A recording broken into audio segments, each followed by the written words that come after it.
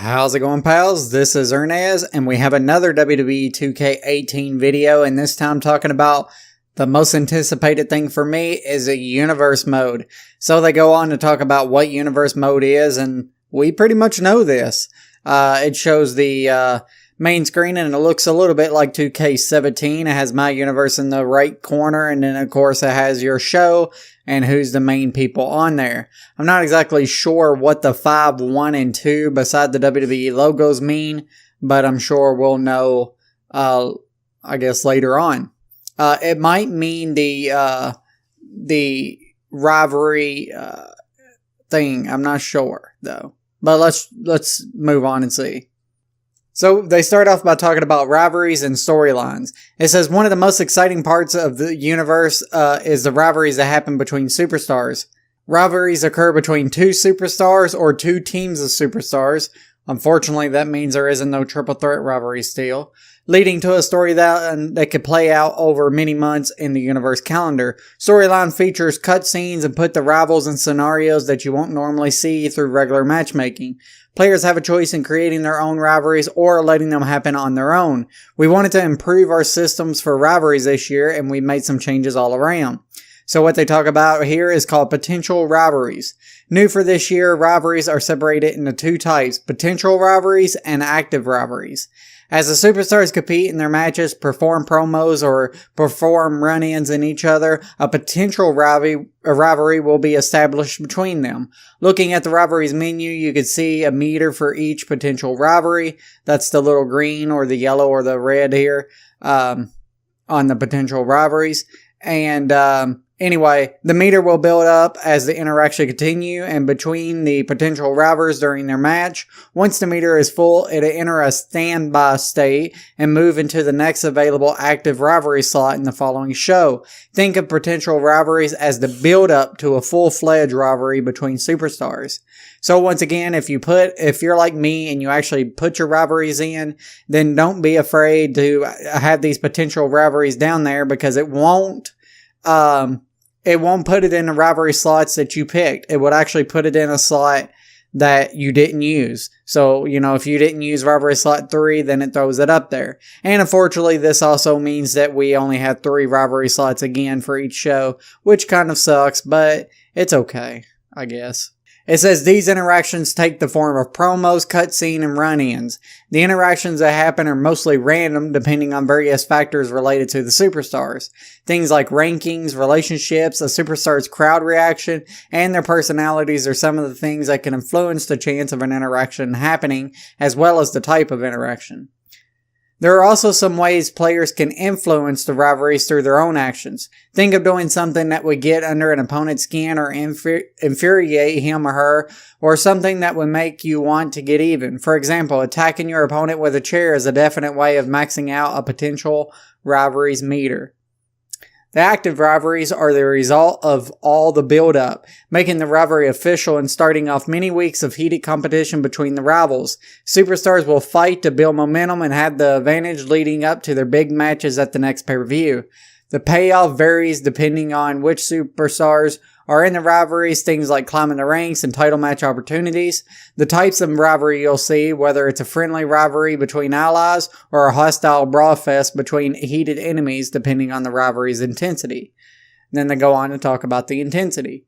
Intensity is a new addition this year, and it's in both potential and active rivalries. Intensity determines what's likely to happen between the superstars in a rivalry and should help you identify from just a glance in the menus what kind of rivalry is taking place. Intensity has 4 different color-coded levels. Low, which is green, sportsmanlike conduct between the rivals in a short, friendly rivalry. Medium, which is yellow, rivalries are disrespectful and confrontational or growing frustrated from being on the losing end. High, orange, rivals are resorting to and responding with cheap shots and distractions against each other. And very high, red, the rivalry has become hostile with superstars attacking each other. Not exactly sure what the difference between red and orange is, but I guess it means, more. The intensity of a rivalry will vary based on the interaction between the superstars, and it is likely to increase the longer the rivalry goes on. For example, a rivalry may start off at medium intensity after a call-out promo, then change to a high intensity after one rival sucker punches the other the following week's match. Players creating their own rivalries can choose the level of intensity as well, increasing the possibilities further on what kind of rivalries you can create, which is good because I was afraid you couldn't actually pick it, and you can, so that's really cool. Calendars and pay-per-views. This is one of the most things I'm excited for.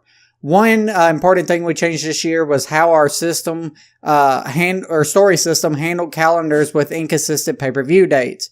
Our previous system wasn't ready to properly handle WWE's brand split and multiple pay-per-views a month.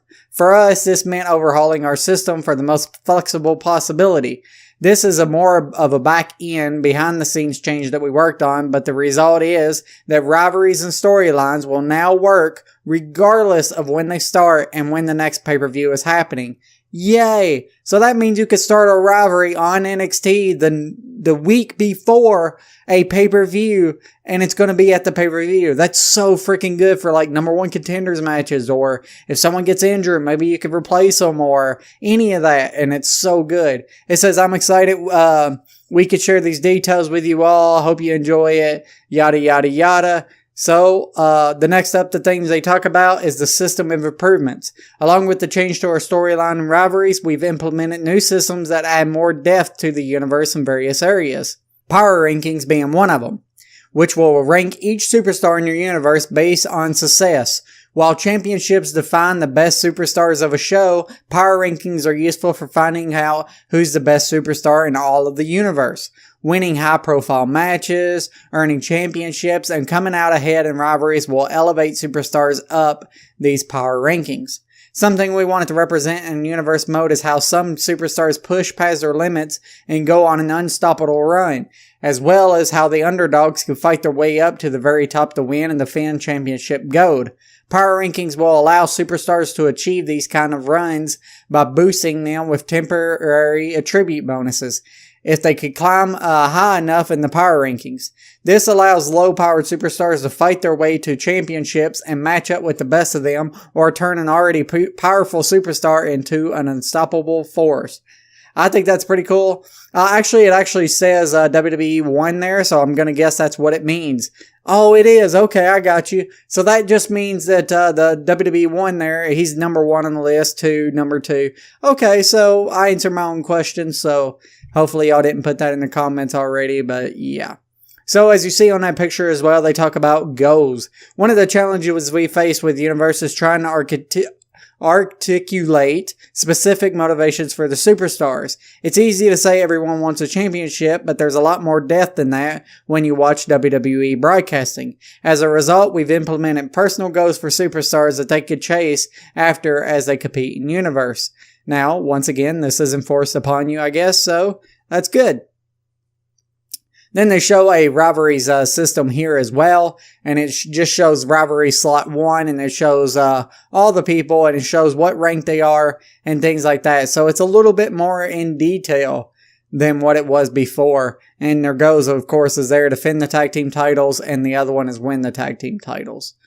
It says goals change for each superstars based on various factors like their rankings and relationships.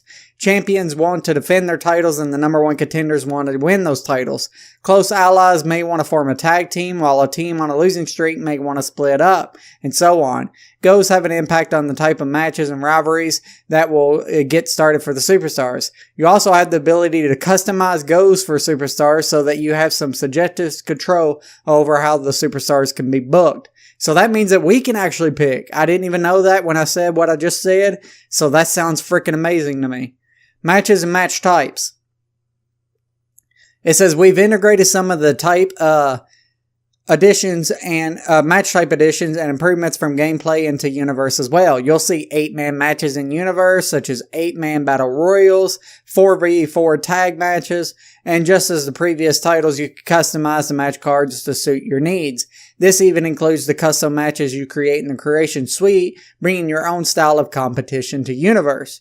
So in the picture is just a simple triple threat match, Big Show, Curtis Axel, Bo Dallas, then things like that. I'm not sure how I like that screen with them all pushed together. That's kind of weird, but it's not that bad though.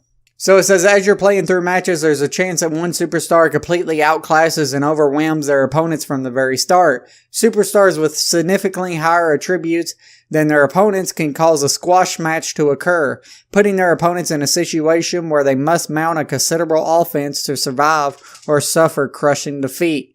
So, that's pretty cool. So, you know, they show a little picture here of Nia Jax crushing Emma, basically in a squash match. And that's pretty cool to see because that adds a little more depth to your universe. So that's it for Universe Mode. Let me know how you feel about it in the comments below. I'm more excited for this than the other mode, to be honest, but that wasn't no surprise. I play Universe constantly. So let me know all that in the comments below. And if you liked the video, then please hit the like button. And as always, you could be a pal and subscribe.